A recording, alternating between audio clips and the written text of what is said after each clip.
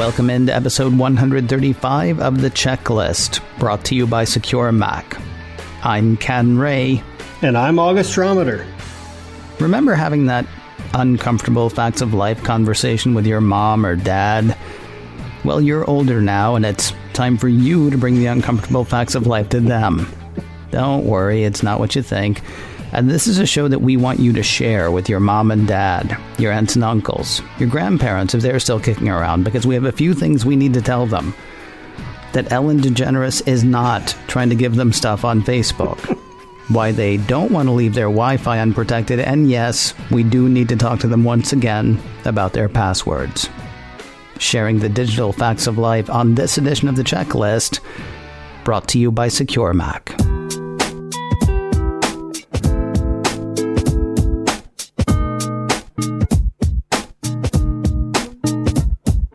Mom, Dad, Ellen DeGeneres isn't trying to give you stuff through Facebook. You know, it's funny, actually, I talked to a friend of mine who had seen friends of his repost this. So if you think this is just for Mom and Dad, actually, Malwarebytes has outlined a scam that seems to be working on some people. According to the researchers, scammers are pushing multiple fake Facebook profiles of Ellen DeGeneres, popular U.S. TV show host and producer, with the goal of tricking people into jumping through a few money-making hoops. This isn't a sophisticated scam. It won't be the focus of a cutting-edge InfoSec talk. However, it's certainly doing some damage up to a point. Now, of course, it starts with a recognizable, friendly face. Who doesn't love Ellen? Then it says or implies that people can win cars and money and all kinds of stuff. Then it's got actual video clips of Ellen talking about charity drives to add a little more credibility to their fake-out. The researchers say the scammers somehow managed to make clips of Ellen talking about donation efforts from viewers sound like she's giving things away. The solution falls apart with a little bit of thought, but as with most scams, the allure of something for nothing proves too good to resist. Of course, as Willy Wonka said, you get nothing. They prey on celebrity, they prey on urgency, they prey on the allure of something for nothing. The piece says the scam urges people to 1, love the contest, 2, share the contest, and then 3, comment on done. Now, if that was all it did, it seems to me that those 3 steps have given scammers something. Yeah, you know, it gives them the viral aspect they need to make something like this work.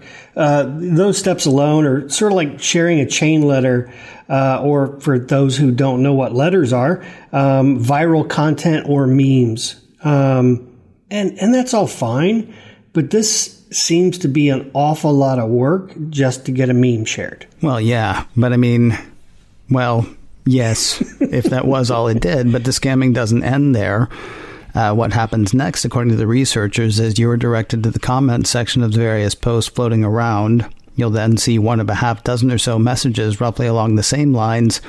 Hi all, you must register your name by downloading my movie. Click here and your name will automatically be registered. One blog post with the word giveaway misspelled says to become a winner by downloading one movie, you have been registered as a winner. Some of the Ellen movies you can download from various sites include John Wick 3, which does not feature Ellen DeGeneres, Hellboy, which does not feature Ellen DeGeneres, and Shazam, which you'll be surprised to find does not feature Ellen DeGeneres.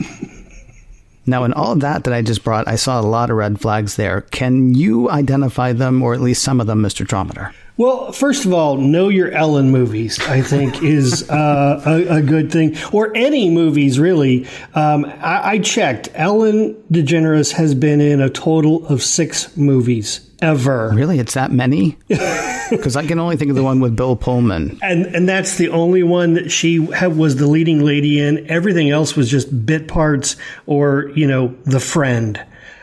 So really, Ellen has not been in any movies that any of you have ever seen. The fact that people fall for that just baffles me. Well, here's the thing, though. I mean, she's today's Oprah, right? I mean, she's daytime television. She's a touchstone for a lot of people in the middle of the day, and she gives stuff away on her show. Right. So, I mean, it makes sense that you would choose them. Although, yes, if your payoff then is Because, I mean, the same thing with Oprah Winfrey. She won the Academy Award for The Color Purple, but, you know, the number of movies she was in was small. But now we're actually talking about daytime television. We should be talking about the scam. My apologies. It's okay. You know, if you end up on a site domain that's different from what you went to see the contest, it's probably not kosher. That means you're being bounced around the web and something hinky is going on there. And your English may or may not be bad, but trust me, the stuff that you're seeing on these pages is a whole lot worse. There are tons of misspellings and a lot of broken English. So just be smart about that when you read it. And if the sentence doesn't make sense, like, you're a winner to register, click here to be a winner. Well, that just makes no sense at all. Don't download anything from a site you don't know, especially if it's a movie, that hasn't even come out yet. You're just asking for trouble. And finally, never give payment information to a site that you don't know or trust. And besides, no contest would ever ask you for your credit card. No illegal contest anyway. I mean, at least not here in the States. You always see anything, even if it's like Pringles is giving away, a trip to Disney World or something, every bit of fine print is going to say no purchase necessary. Right. So if it's, buy this to be entered, it's not legit. Now, ultimately, the researchers say all of the scams, and there are a few, end at sites trying to get people to sign up for movie services, which is why we're concentrating on exactly how many movies Ellen's been in. You're absolutely not going to win any Ellen DeGeneres competitions by registering on any of these sites. At best, the researchers say you'll end up with a one-off membership fee or a rolling subscription. So through the various points, what words of advice would we have for people, for avoiding scams like these? Sure. I think the first rule of thumb is the old cliche: if it's too good to be true, it probably is. And in this case, there is a lot that is too good to be true. So if you see something like that, just stay away from it. Don't get caught up in the hype. I know that sometimes you get excited because, I'm going to win a car or whatever it is, but take a moment, ask hard questions, and just be aware of what you're looking at. Is everything spelled correctly? Is it for real? Would Ellen or anyone really do this? As I said earlier, keep an eye on the URL bar. Make sure that it's the domain that you want to be on. Don't download anything, especially just for a contest. That makes no sense at all. Don't give away your payment information. And finally, would Ellen really need your credit card number? No. I think she's probably got one of her own. I could be wrong, but, it seems like she would. The one thing I hate to ask here, but I have to, especially because, as I say, somebody that I know, younger than me, savvier than me, but I don't know all of his friends, said that one of his friends actually, was sharing this thing. So I hate to have to ask, but if we've fallen for one of these scams or worry that we might have fallen for one of these scams, what should we do? Well, if you didn't sign up for anything, didn't give anybody your payment information, or didn't download anything, you're probably just fine. You've just only shared the madness and spread just a little ugliness in the world. So don't do that again. If you did download something, or even if you didn't, run a good scanning application that detects malware and viruses. That's always a good thing, no matter what. And then if you gave payment information away, you should keep a close eye on that credit card. Or if you want to be super prudent, cancel the card and get a new one. And finally, this is not an ad, but if you like Ellen and you want to enter an Ellen contest, watch her show, because the show will tell you how to enter any legitimate contest. I mean, TV Guide may also have info about a real contest. Magazines, newspapers, they may have information on legitimate contests featuring Ellen DeGeneres. She's not giving away stuff on Facebook. She's just not. None of your favorite celebrities are. And if they are, choose better celebrities.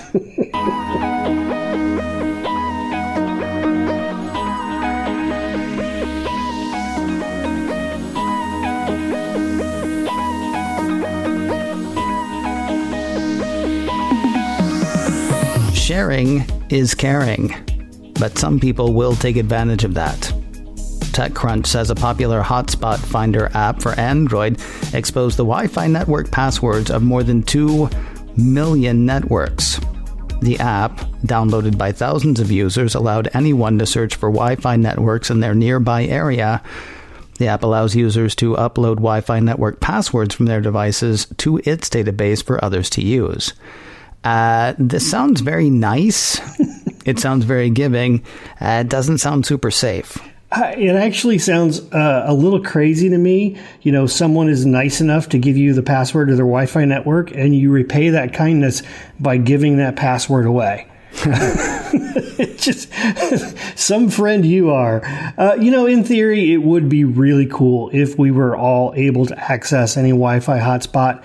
But a lot of those hotspots, especially the private ones in homes, they're not secured well. And once you get on that network, you'll have access to computers, hard drives, the entire network itself. And that's not fun for those whose network that it is.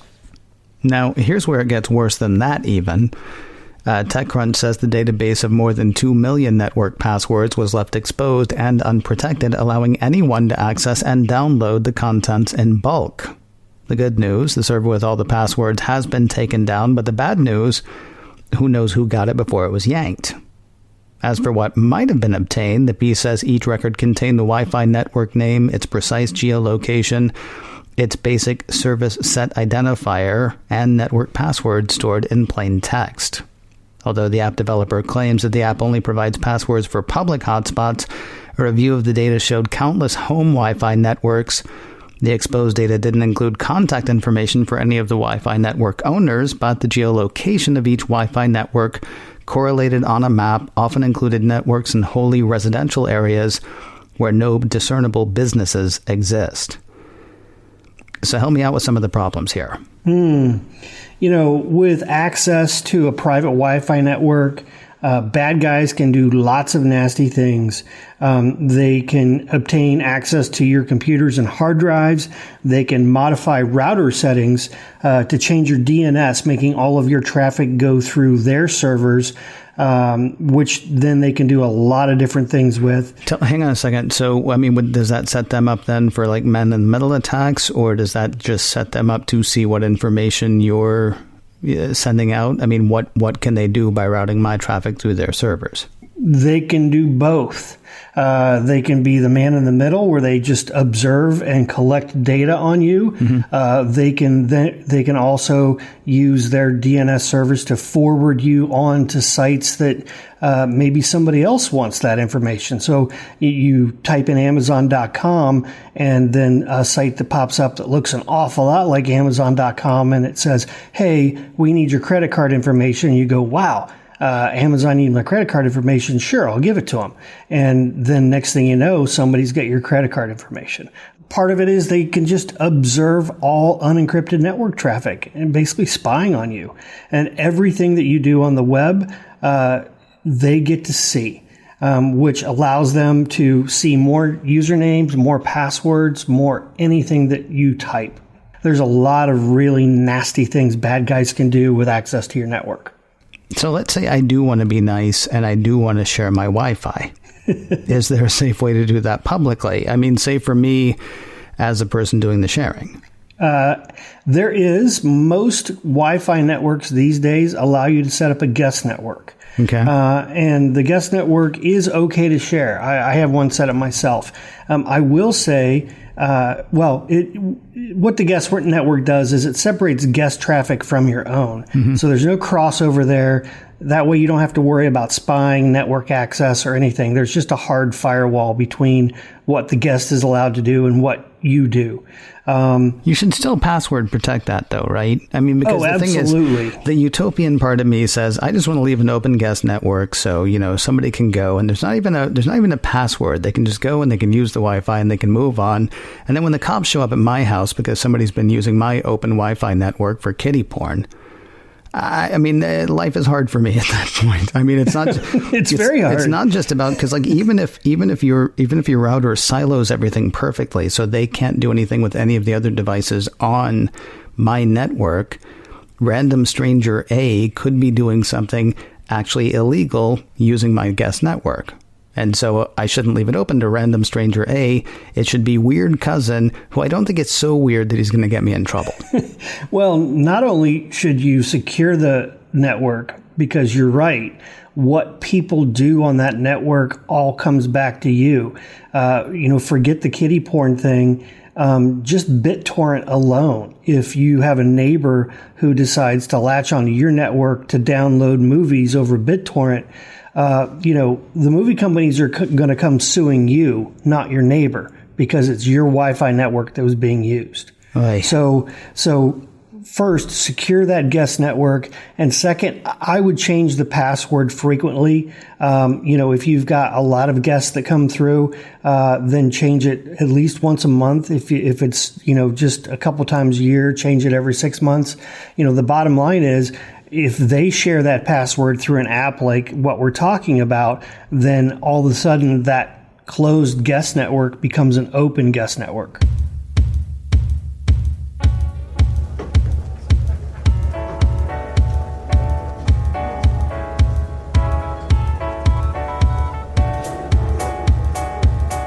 Passwords revisited. We'll get to those in a moment, but first a word about MacScan 3 from SecureMac. People used to think that Macs were immune to malware. Of course, that was never true, but today, it's more dangerous for Macs than it's ever been before. More and more people are using Macs, doing more shopping, storing more info, and that's giving more bad guys more reasons to try to hack in. The number of malicious files for Macs has increased exponentially over the last decade. Staying ahead of the bad guys is important, and MacScan 3 can help. MacScan 3 is a great defense against malicious software attacks aimed at your Mac. It detects and removes Mac malware, catches keyloggers, removes tracking cookies, and provides full range or targeted scanning, all without crowding up your hard drive or slowing down your Mac. Show worry the door with MacScan 3 from SecureMac. Sign up for a free 30-day trial today at securemac.com/MacScan. That's MacScan 3 by SecureMac. Your 30-day free trial is waiting at securemac.com/MacScan. Our last story today is one that you have heard us do before. We've been over this and over this, but it apparently bears repeating because stuff like this keeps happening. From TechCrunch. Names, soccer players, musicians, and fictional characters make up some of the worst passwords of the year, according to the UK government's National Cybersecurity Centre, or NCSC. You had to know we were talking about the UK or somewhere else, because soccer players, really? See, here's the thing. Those would actually be really robust passwords compared to one of the worst and yet most common passwords, 123456. The piece says it's no shock to any seasoned security pro. For years, the 6-digit password has been done the worst password of all given its wide usage. Trailing behind the worst password is, you'll never guess, August, 123456789. I don't even. I can't even. See, I get around that. I just use QWERTY. There you go. I'm pretty sure that I've actually I fooled everybody because I go 987654321. Here's the thing. More than 30 million Britons use those two passwords, according to NCSC. That's based on data pulled from Pwned Passwords, a website run by security researcher Troy Hunt, who also runs the breach notification, Have I Been Pwned? Dr. Ian Levy, NCSC's technical director, is quoted in the piece as saying, "We understand that cybersecurity can feel daunting to a lot of people, but the NCSC has published lots of easily applicable advice to make you much less vulnerable.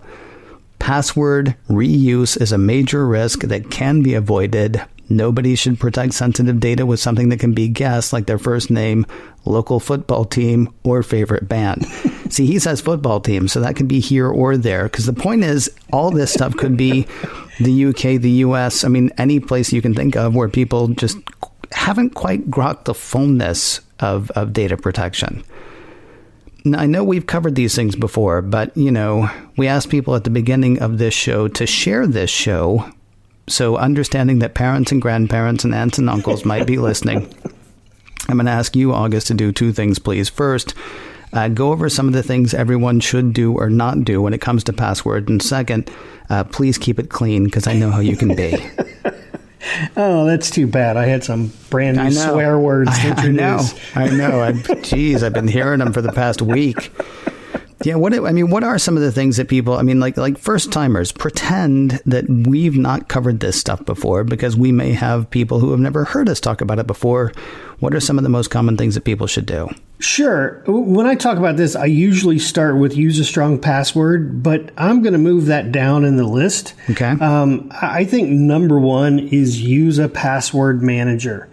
If you're doing that, then you are 90% of the way there of being a whole lot safer.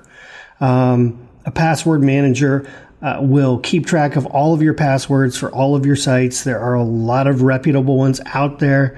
I would look into it and try and use one, because it will make your life a lot better. Barring that, always use a strong password, which a password manager will do. One kind of a good rule of thumb, if you're looking at your password and you can pronounce it, it's not a strong password. That doesn't mean just use a foreign word. No. You're talking about symbols, you're talking about numbers, you're talking about basically not words for passwords. Not words for passwords. Yeah, anything that's not words, not information. It's basically, it should just look like a whole bunch of just letters and numbers mixed up. Which is a difficult thing to remember, which is why you're suggesting a password manager instead. Exactly. Never reuse that password or any password across sites. If somebody gets, for example, your password to Facebook, and it's the same one you use for Amazon, guess what? They're getting a big screen TV next week, and it's on you. And it's not being given to them by Alan. Not being given to them by Alan, exactly. Enable two-factor authentication. Most sites already have this. It's a way for them. It's a second check besides your password to make sure that it is you.